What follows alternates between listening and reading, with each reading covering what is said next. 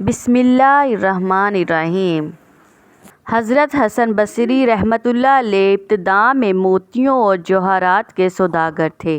قسم قسم کے موتی اور جواہرات کی آپ تجارت کرتے اور بڑے بڑے بادشاہوں کے پاس جواہرات تحفے میں لے جا کر پیش کرتے تھے۔ ایک دفعہ کچھ جواہرات ہرقل بادشاہ روم کے پاس لے کر گئے۔ پہلے وزیر سے ملے اور اپنے آنے کا اور بادشاہ کی خدمت میں تحفہ لانے کا حال بیان کیا۔ وزیر نے کہا، کل تو بادشاہ کو نہایت ضروری کام ہے، فرصت نہ ہوگی اور وہ کام دیکھنے کے قابل ہے۔ حضرت حسن نے کہا کہ میں ضرور دیکھوں گا۔ وزیر نے حضرت حسن کو لے جا کر ایک جگہ میدان میں ٹھہرایا، جس میدان میں ایک خیمہ زری کا قائم تھا۔ اس کے آس پاس اعلیٰ درجے کی مخمل کا فرش تھا۔ خیمے کی طنابیں زری کی تھیں، اس کی چوبیں چاندی کی تھیں، میخیں سونے کی تھیں۔ نہایت قابل دید منظر تھا۔ وزیر نے حضرت حسن کو خیمے کے عقب میں چلمن کے پیچھے کھڑا کیا کہ جس جگہ سے حضرت حسن نے سارا تماشا دیکھ لیا، لیکن وہ خیمہ دراصل شاہ ہرقل کے عزیز فرزند کی قبر پر کھڑا تھا اور آج اس کی سالانہ برسی کا دن تھا۔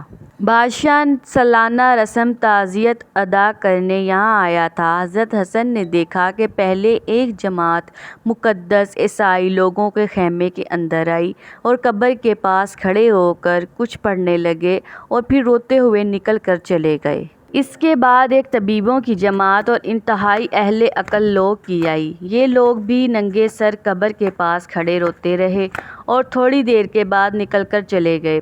ان کے بعد فوج کے افسروں کی جماعت ننگی تلواریں لے کر خیمے کے اندر آئی۔ وہ بھی قبر کی سلامی اتار کر ناکام واپس گئی۔ فوجی لوگوں کے بعد ایک جھنڈ نوجوان عورتوں کا آیا، جن کے سر کے بال کھلے تھے۔ ان کے ہاتھوں میں سونے کی تھالیاں تھیں، جن میں موتی اور جواہرات بھرے تھے۔ ان عورتوں نے قبر کا طواف کیا اور بہت سا رو کر یہ بھی خیمے سے باہر چلی گئیں۔ ان سب کے بعد بادشاہ خود خیمے کے اندر آیا اور قبر کے پاس کھڑا ہو کر کہنے لگا، بیٹا تو مجھے بہت پیارا تھا، مگر افسوس کہ تو مر گیا۔ اگر مجھے یہ معلوم ہو جائے کہ جس نے تیری جان لی ہے وہ ان بڑے بڑے راہبوں اور پادریوں کا کہا مان کر تیری جان واپس کر دے گا، تو یہ بڑے بڑے عیسائی راہب اس کام کے لیے تیرے پاس حاضر ہیں۔ مگر میں جانتا ہوں کہ ان کے کہنے سے کچھ نہ ہوگا۔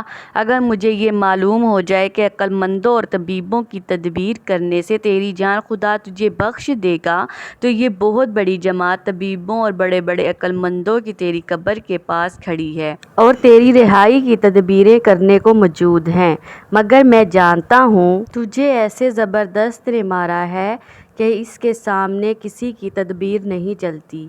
اے فرزند، اگر مجھے یہ معلوم ہو جائے کہ جس نے تیری جان نکالی ہے وہ کسی بڑی فوج سے ڈر کر تجھے چھوڑ دے گا، تو یہ کثیر فوج اور فوج کے آفیسر قید سے چھڑانے کے لیے تیری قبر کے پاس موجود ہیں۔ لیکن جس نے تجھے قید کیا ہے وہ ایسا زبردست خدا ہے کہ کوئی فوج اس کے سامنے کوئی ہستی نہیں رکھتی۔ اے فرزند، مجھے اگر یہ معلوم ہو جائے کہ جس نے تجھے مارا ہے وہ حسین اور خوبصورت عورتوں کا طالب ہے اور حسین عورتیں لے کر تجھے چھوڑ دے گا، تو یہ خوبصورت عورتوں کی جماعت حاضر ہے۔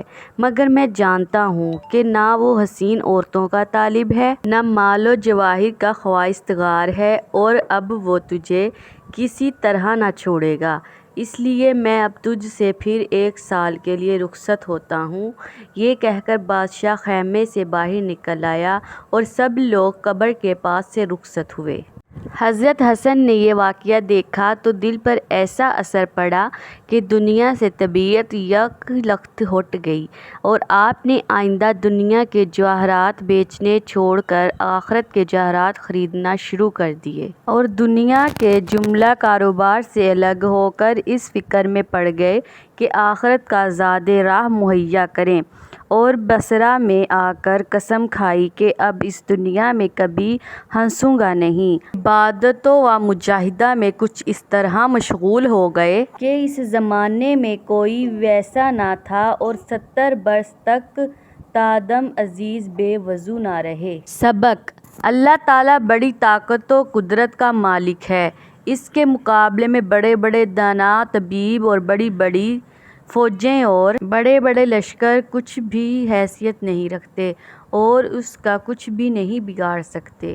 اور یہ بھی معلوم ہوا کہ چاہے کتنا بڑا آدمی کیوں نہ ہو، ایک دن اسے مرنا ضرور ہے، اور موت کے آنے میں امیر اور غریب سب برابر ہیں۔ اور یہ بھی معلوم ہوا کہ اللہ والے اس دنیا فانی کے واقعات سے عبرت حاصل کرتے اور اپنی عاقبت سنوارنے کی فکر میں رہتے ہیں۔